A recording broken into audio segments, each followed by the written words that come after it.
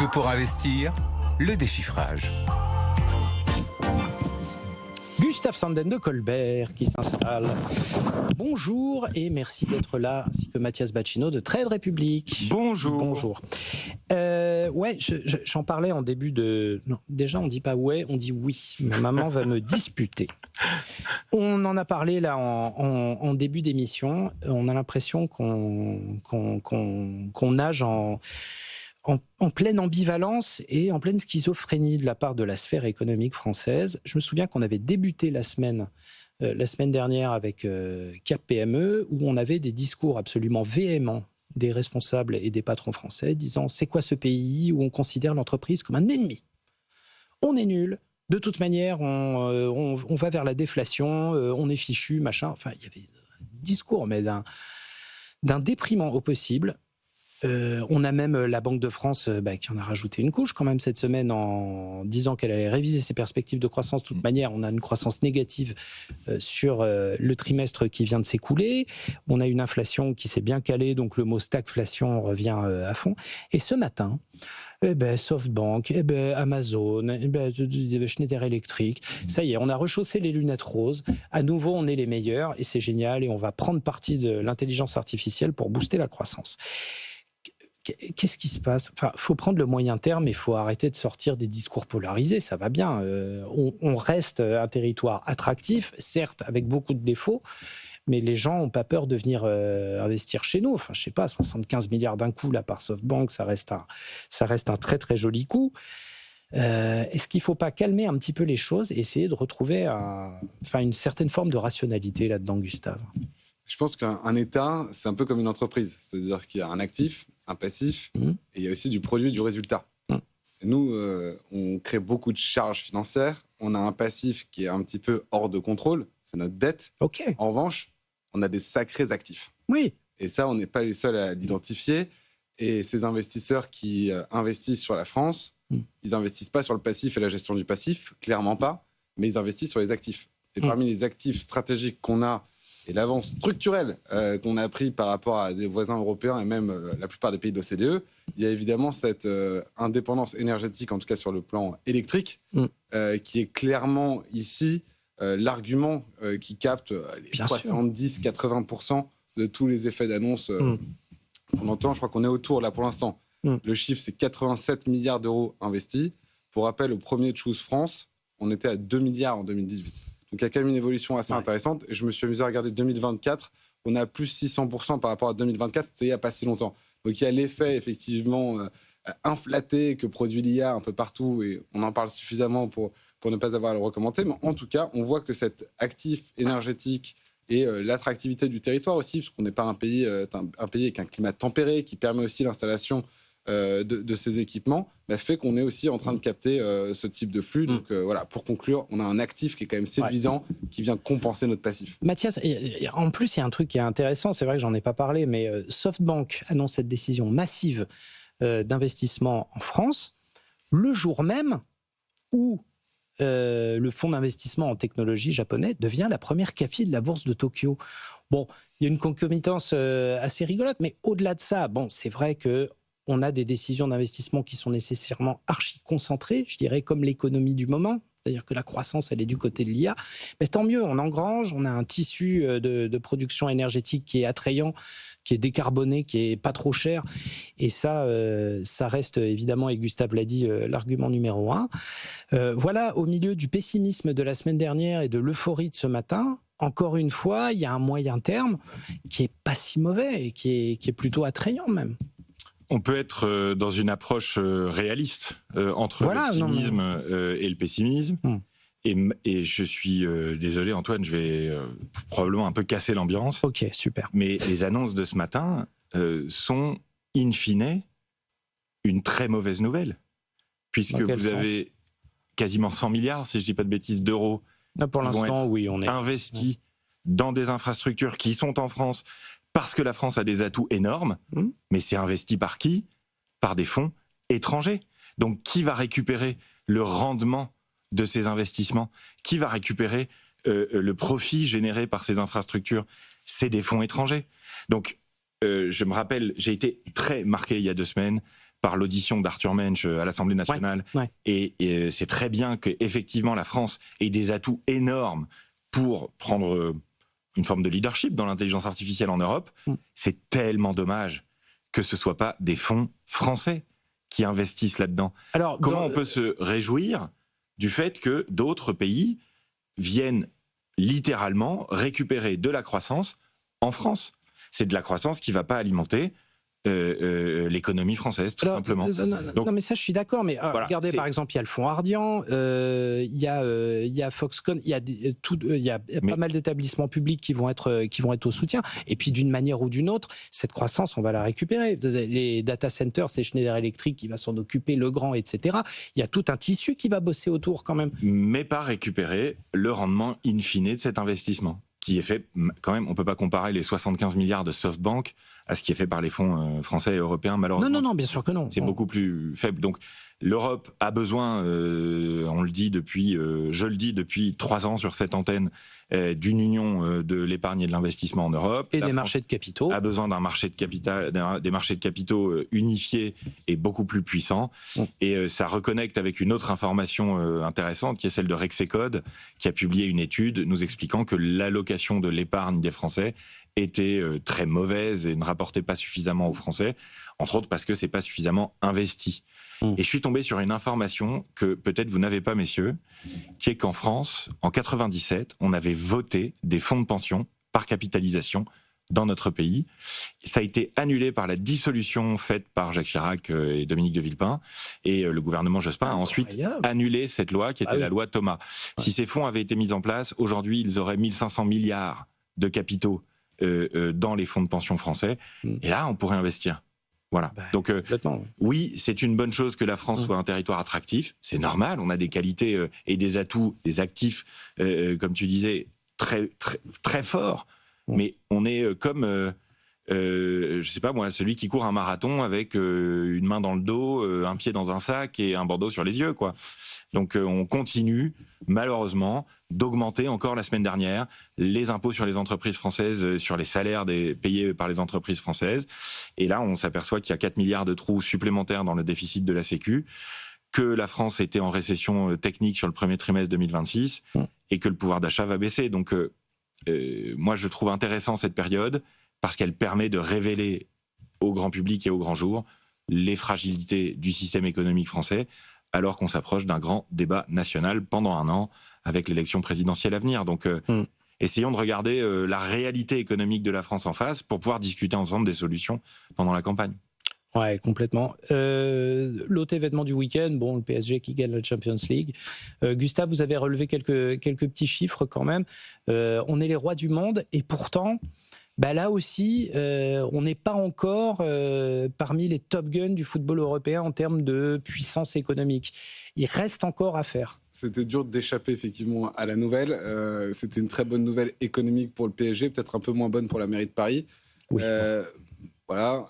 En tout cas, les gains associés, c'est 150 millions d'euros. C'était 154 l'année dernière. Ça, c'est les gains sportifs. Et évidemment, tous les gains indirects. Et c'est là que le bas blesse. Le PSG, c'est déjà le 4e club le plus riche d'Europe. Donc, c'est pas non plus si mauvais. Mais il y a un petit retard structurel qui est lié à des défis qui sont difficiles à transformer. Le stade, qui est beaucoup plus petit que les 3 principaux leaders qui sont le Real Madrid, le FC Barcelone et le Bayern de Munich. Donc nécessairement moins de rentrées. Exactement de 20-25% quand même chaque année. Et l'attractivité quand même de notre championnat, qui n'est pas exactement celle de la Première Ligue ou de la Liga espagnole, qui fait qu'on a là encore un retard de revenus d'à peu près 15% par rapport à nos amis étrangers. Mais c'est quand même un sacré saut, un 4e club européen, 2 Ligues des Champions d'affilée. C'est bon pour l'attractivité de la ville et du pays.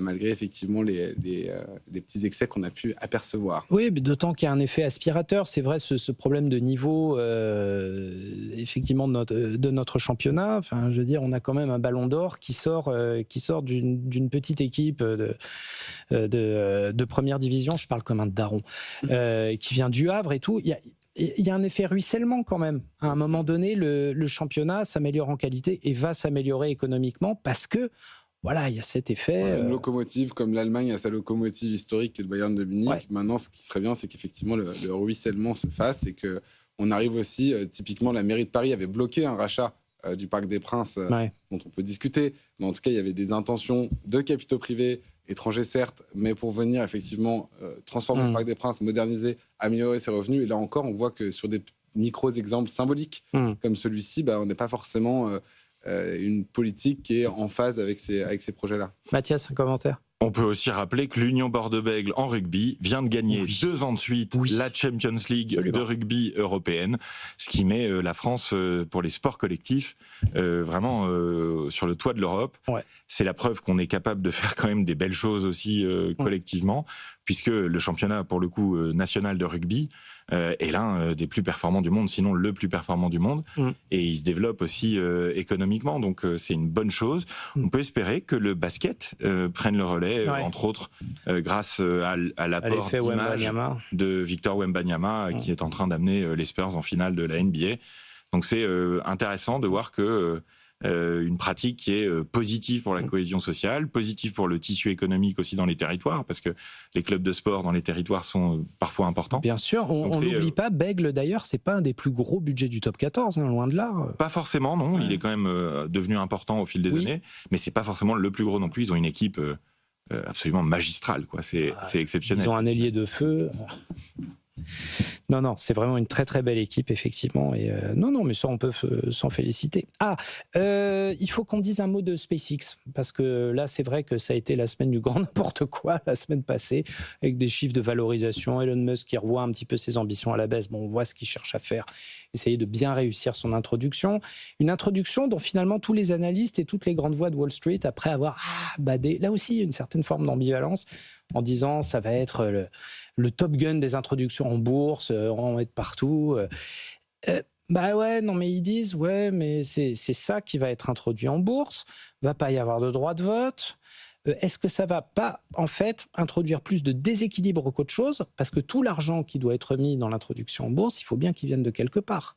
Donc, est-ce qu'on ne va pas vendre massivement des actions pour participer à l'IPO de SpaceX, etc. Il y a pas mal de questions en ce moment à Wall Street, Gustave. Vous vous rappelez, on avait amorcé déjà le sujet, qui est quand même le grand sujet boursier la semaine dernière, et je disais qu'ils vont rentrer en fast track dans les grands indices boursiers, et donc capter des flux, forcer des ventes, et donc, en captant des flux et forçant des ventes, a priori, bénéficier au cours de bourse à l'introduction de manière mécanique, en fait, sans forcément discuter des convictions. Et il se trouve que, du coup, cette captation des flux, elle a suscité l'intérêt des investisseurs. Ouais. On le disait aussi, SpaceX, en secondaire, ça traite quasiment comme une action primaire. Oui, il y a plein de solutions. Il y a effectivement déjà beaucoup de spéculations sur ces titres, mais là, ce qu'on commence à voir, c'est en indirect, au travers d'OPC. Donc, par exemple, il y a le Scottish Pension Investment Trust, qui n'est pas vraiment le fonds le plus discuté habituellement, qui a 17% de sa capitalisation investie sur SpaceX, qui était plutôt un fonds pépère qui traitait avec une décote, qui maintenant traite avec une surcote de plus 7% en attente de cette introduction. Ouais. Il y a 7 OPC et ETF qui ont été créés spécifiquement pour traiter l'action SpaceX de manière indirecte. Il y en a 14 qui sont en attente d'approbation. Les 7, là, ils ont déjà capté 14 milliards d'euros, sachant que, vous l'avez dit en introduction, Antoine, on rappelle que l'allocation en fait, qui est, de SpaceX qui va être mise en bourse, on parle de 5% de capi, donc entre 50 et 80 milliards de valo. Ouais. Donc, il y a déjà 14 milliards qui traitent avant même l'IPO pour une IPO totale de 50 à 60 milliards. Donc, effectivement, il risque d'y avoir embouteillage au portique, je ne sais pas si on peut dire ça comme ça, la semaine prochaine. Mathias, juste une chose sur la tech américaine. Dell, je veux bien croire que, les perspectives mirifiques de l'IA, plus 30%. Et 260%, je crois, depuis le début de l'année. Ouais. Quasiment plus de fois 3. Mais je suis le premier à trouver que c'est justifié dans certains cas de voir de très très fortes hausses comme ça se dégager parce que des entreprises changent de dimension. Là, Dell, ses revenus de l'IA vont être dans quelques mois largement supérieurs à ceux qui dégagent en vendant des ordis. Bon, on sait que même le pivot, je suis même étonné qu'il n'ait pas été fait et que maintenant les ordinateurs Dell ne soient pas construits par un sous-traitant à 100%.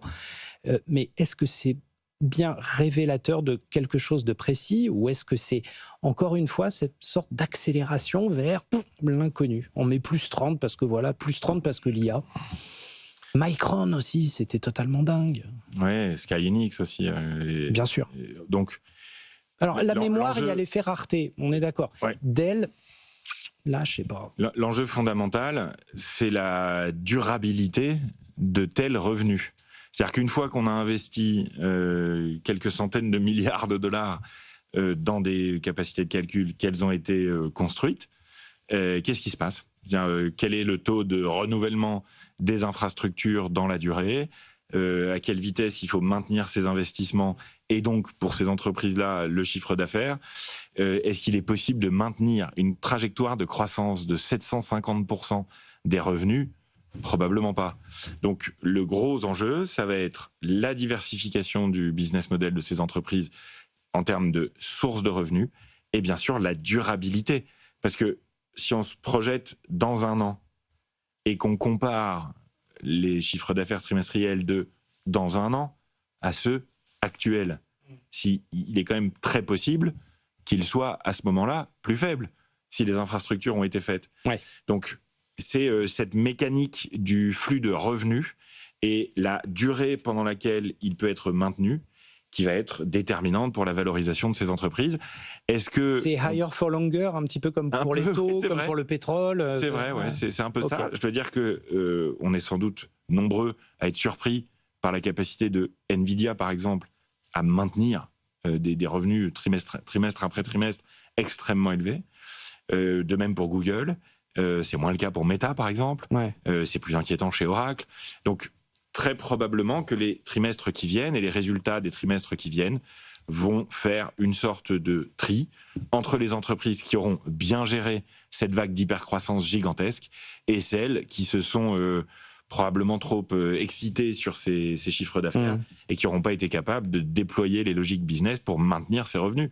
Ça va être un enjeu de durabilité des revenus. Gustave, il y a une question que je me pose. Là, on voit une remontée assez nette de tout ce qui est Dassault Systèmes, Capgemini. On est encore passé la semaine dernière par une grande vague de...